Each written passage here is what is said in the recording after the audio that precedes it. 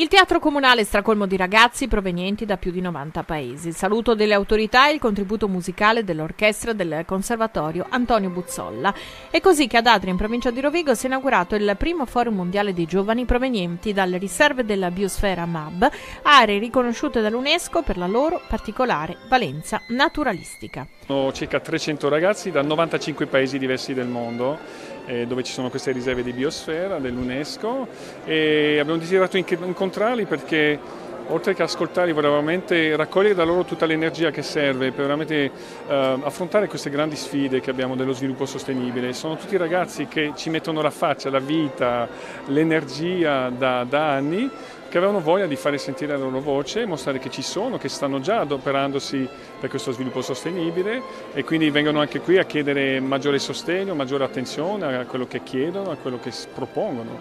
Attraverso questi eventi si riesce a far sì che la gente capisca che abbiamo bisogno di un modello di sviluppo diverso, che guardi alla sostenibilità, che guardi al futuro con occhi diversi da quelli che abbiamo avuto fino ad oggi, e solo i giovani possono far cambiare la situazione. Il forum chiude i battenti il 23 settembre, è stato organizzato con il contributo della Fondazione Cassa di Risparmio di Padova e Rovigo, si svolge in lingua inglese.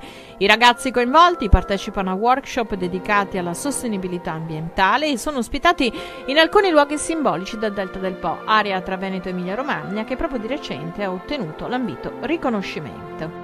Abbiamo scelto il Delta del Po perché è una di quelle terre che ha scelto di essere riserva da biosfera, che riconosce in questa nomina, in questo brand dell'UNESCO, tutta la sua stessa progettualità per il proprio futuro. L'obiettivo per la nostra riserva credo che sia quello di crescere dal punto di vista della riconoscibilità, quindi crescere in termini identitari come un territorio davvero unico, quello del Parco del Delta del Po, che rispetto ad altri spesso e volentieri citiamo la Camargue, no? Per fare un esempio, negli ultimi 20 anni sicuramente hanno fatto tanti passi in avanti, ma oggi manca quello scatto decisivo per essere riconosciuti e riconoscibili a livello internazionale con un prodotto turistico che è sì balneare, perché noi per decenni abbiamo vissuto di balneare, ma oggi è anche fatto di ambiente, di parco, di archeologia. Oggi siamo a Adria, insomma Adria e Spina condividono davvero un patrimonio unico a livello archeologico, storico e culturale. È un'esperienza bellissima, siamo contentissimi di ospitare tutti questi giovani e non vediamo l'ora proprio di partire entusiasti e soprattutto di dare più visibilità anche al nostro parco.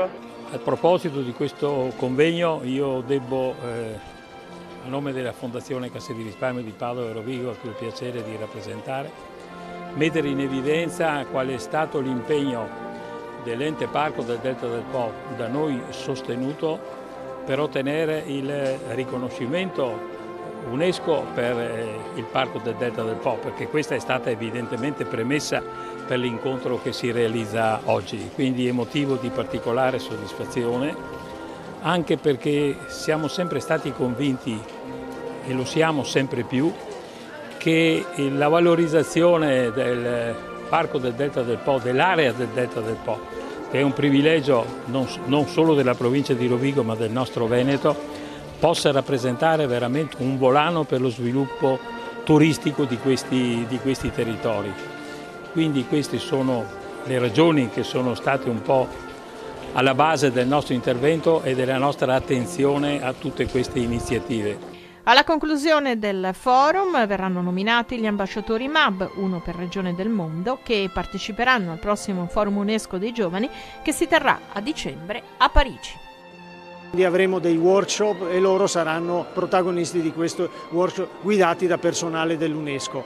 Avranno anche momenti di, tra virgolette, svago, li porteremo a visitare il Delta e a vedere le bellezze del Delta. Avranno momenti comuni dove ci sarà la discussione. Alla fine di queste giornate ci sarà un documento che andrà mandato a Parigi in una logica di proprio collaborazione diretta con UNESCO. E speriamo che escano davvero delle idee innovative. Come vi immaginate questo territorio fra 20 anni?